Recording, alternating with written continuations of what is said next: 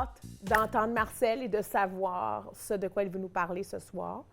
On parle toujours en actualité et cette semaine, sujet très chaud, les cellulaires en salle de classe. Mais avant de parler de cette coupure de cellulaires en salle de classe, on va commencer à parler avec Elisabeth May qui a donné sa démission. Oui. C'est une surprise, hein? Je pense un peu. Les gens étaient étonnés. Bien, on vient d'avoir les élections. Oui, on se disait, bien voyons, elle a fait quand même, elle n'a pas fait si mal, hein? Elle a fait élire 3 députés, c'est déjà mieux. Elle a fait évoluer son parti, oui, c'est et voilà. ça. Oui. Qu'est-ce qui s'est passé? Alors, je pense que premièrement, elle savait, qu'elle allait démissionner. Elle ne nous l'a peut-être pas dit. Elle ne nous a pas préparé à ça. Il y a des raisons à ça. D'abord, il y a l'âge. Certainement, Mme May se dit, j'ai été 13 ans chef du parti. J'ai 65 ans. Maintenant, quand elle a vu probablement, et elle a fait aussi une promesse à sa fille, c'est ma dernière campagne électorale. Bon, maintenant, ça, on ne le savait pas. Qu'est-ce qui s'est passé? Le 21 au soir, on apprend qu'on a un gouvernement minoritaire. Trudeau est élu, mais de façon minoritaire. Oui. Elle s'est probablement dit, il va y avoir des élections dans 1 an et demi, 2 ans à peu près, c'est la durée d'un gouvernement minoritaire. Si je ne démissionne pas aujourd'hui, tout de suite. Je donne pas la chance à quelqu'un d'autre. Non, c'est ça, exactement. Parce que, mais elle n'aurait pas pu faire ça avant de se faire élire. Il me semble, là, tout ce travail-là, la campagne. Pourquoi quelques semaines après la campagne? Bien, c'est certain qu'elle ne pouvait pas savoir que c'était pour être un gouvernement minoritaire. Ça, c'est la première chose. Tu penses? On annonçait il ça. qu'on le savait. Oui, bien, c'est ça qu'on annonçait. Mais tu sais comment que les élections, c'est une surprise. Est-ce que ça t'a surpris, les élections? Oui, moi, ça m'a surpris. Qu'est-ce que tu avais pensé qu'on Bien, allait... je vais juste te finir quelque chose sur, si tu veux, sur Elisabeth May avant. Oui. C'est qu'elle a peut-être pensé qu'elle aurait la balance du pouvoir. Moi, je pensais que les libéraux étaient pour rentrer minoritaires, mais peut-être un tout petit peu plus fort que ça. Peut-être qu'Elisabeth May a pensé la même chose. Elle s'est dit, je vais peut-être avoir plus que 3 députés, c'est ça qu'elle a eu. Elle s'est dit, je vais peut-être avoir la balance du pouvoir. Elle ne l'aura pas. Parce que si Trudeau va chercher juste les 3 députés, la députation vert, c'est pas assez pour qu'il soit majoritaire. Et ça l'a peut-être déçu. Elle ne nous l'a pas dit. Elle nous le dira peut-être pas. Donc, ça lui donne pas d'un grand pouvoir. Il faut qu'il aille chercher soit les néo-démocrates, qui sont les plus proches parents idéologiquement des libéraux, mais s'il y avait eu besoin seulement des 3 députés ou de 5 députés ou 6 députés qu'Elisabeth May aurait pu faire élire, elle aurait eu un grand pouvoir. Et l'enjeu provincial, l'enjeu a une influence, penses-tu, ou pas du tout? Oui, bien, c'est certain que le Parti vert, tu sais, qu'il fait des gains un peu partout dans les provinces. Donc, on se rappelle que du Prince-Édouard, c'est l'opposition. Elle a fait, Mme May, élire une députée au Nouveau-Brunswick. Ça, c'est nouveau. Oui. Le parti se répand. Et elle s'était dit, je vais démissionner la journée où je vais avoir l'impression du devoir accompli parce que c'est pas une dame qui voulait faire de la politique. Elle le faisait pour servir son parti. Et son objectif, c'était de dire, quand je vais partir, je vais être capable de dire qu'est-ce que j'ai fait. Et elle est allée chercher 1 million et plus de gens qui ont voté pour elle. Et ça, je crois qu'elle s'est dit, bien, mission accomplie. J'ai été assez chercher de votes pour dire que j'ai fait progresser le parti. Elle l'a fait progresser. Parce que moi, je me rappelle d'un temps que le Green Party, c'était comme le Tea Party, là. Dans le sens que il y avait pas beaucoup de... Non, c'était très marginal. C'était pour dire, j'ai voté, mais c'est pour rien, dans le fond. Oui, ça allait pas loin. Puis maintenant, la conversation change. Oui.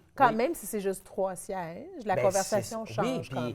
Puis 1 million de personnes, c'est quand même pas rien. Quand même une voix, là. Oui. Et puis, on s'entend que les jeunes veulent entendre parler d'environnement. Oui. Les jeunes sont peut-être plus intéressés à voter pour le Parti vert que pour le Parti conservateur, par exemple, ou le Parti libéral, qui sont des vieux partis qui les ressemblent moins, qui vont moins les chercher au niveau. Alors, elle a fait progresser le parti. Alors, qu'est-ce que tu penses qui va arriver maintenant? Bon, alors là, elle a démissionné. Elle s'est dit, on va y aller avec les statistiques. Un gouvernement minoritaire, 1 an et demi, 2 ans, ça va donner le temps d'avoir un nouveau chef qui va se faire connaître et qui va arriver peut-être, qui va plonger dans une prochaine élection et que là, les Canadiens vont connaître un peu mieux parce que Jack Mitzink, qui est chef du parti NPD, on se plaignait du côté des démocrates qu'il n'était pas assez connu. Mais on l'a beaucoup aimé pendant les élections. Oui. Il a gagné beaucoup de popularité, Oui. même qu'on était surpris du résultat Oui, de vote. Oui. Alors, tu me demandais une surprise tantôt. Tu viens de la sortir justement.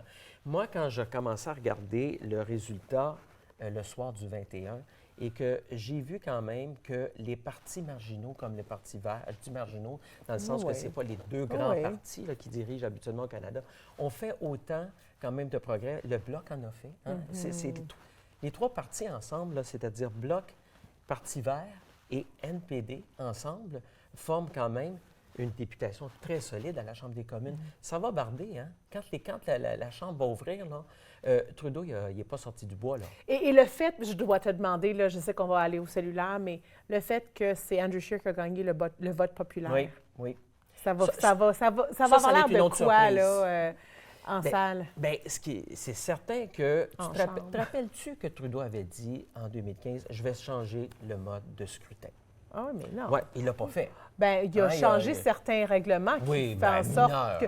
Oui, mais à son avantage. À son avantage. Mais il avait dit, je change ça. OK. Pourquoi qu'il ne l'a pas changé? Parce qu'il s'est bien rendu compte que là, il en tirait profit. En 2015, il a été avantagé. Et il l'a été encore la dernière fois parce qu'il a eu moins de votes que le Parti conservateur, plus de députés. Est-ce qu'il va nous parler d'un changement au niveau du vote, du scrutin? Bien, j'en doute beaucoup, mais c'est certain que les trois autres partis ils sont en train de dire, hey, bien, puis qui forment une majorité avec les conservateurs, ils vont dire, hey, tu vas nous changer ça. Parce que ça fait qu'Ontario et le Québec ont beaucoup trop de pouvoir. Oui, ils sont surreprésentés. Oui. Cellulaire? OK, cellulaire. J'aurais pu parler la prochaine heure de ça. Donc, donc, le gouvernement Ford a décidé, c'est fini le cellulaire dans les salles de classe. Je pense que la majorité de la population est derrière cette décision-là. Oui. Les parents peuvent dire ce qu'ils veulent, dans le sens qu'ils vont souvent se plaindre que leurs enfants sont toujours sur leur cellulaire. Après tout, c'est quand même eux, très souvent, qui achètent le cellulaire de leurs enfants. Oui. Mais ils ne voient pas toujours ce qui se passe à l'école. Les parents sont partis travailler, puis ils vont à la soirée des parents, ils vont peut-être entendre, tu sais, je répète, j'étais enseignant, on n'annonçait pas une grande nouvelle quand on disait aux parents, écoutez, votre enfant, bien, on a confisqué son cellulaire. Bon. Et puis, le parent, des fois, n'était pas toujours d'accord avec ça, hein, parce qu'il disait, bien, c'est son cellulaire. Puis oui, mais écoutez, monsieur, madame, votre fils, votre fille n'écoute pas, là. Non, c'est un comportement addictif. Bien, voyons, c'est ça. Si je te dis, par exemple, je mets ton cellulaire là, puis il va sonner dans la prochaine heure, là, mais tu vas y penser. Tu vas penser beaucoup plus, peut-être même à ça. C'est plus intéressant que le prof qui t'enseigne quelque chose. C'est pendant que les comportements et l'apprentissage se forment. Oui. C'est une très mauvaise... C'est une mauvaise habitude. C'est une mauvaise habitude en tant qu'adulte au travail aussi. Là. Bien, écoute, quand tu étais jeune, est-ce que tes parents t'ont déjà dit de ne pas faire tes devoirs en regardant la télévision? Oui. Bon.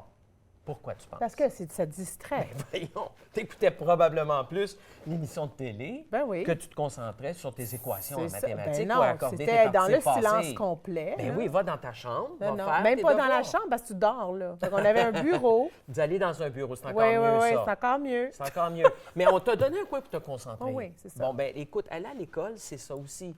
Si tu es en classe, déjà qu'il y a assez de distractions dans une classe, il y a d'autres élèves, il se passe toujours peut-être quelque chose qui fait que tu penses à autre chose.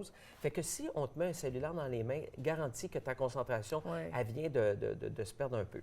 Alors, et un peu et même beaucoup. Mais juste rapidement, en fermeture, les enseignants ont quand même une liberté. Ils sont contents, mais il y a une liberté d'application et de... Oui, ils peuvent décider, par exemple, que pour une activité quelconque... Ils ont besoin du cellulaire, l'Internet, blablabla. Déjà, les conseils scolaires, certaines écoles ou certains enseignants, simplement, avaient interdit. Ils disaient, si je l'autorise dans certains moments, bien, OK, d'accord. Sinon, c'est interdit. Mais bravo, ça a pris du temps. Ça a été mais trop bravo. long. Alors, bravo pour quelque chose, gouvernement Ford.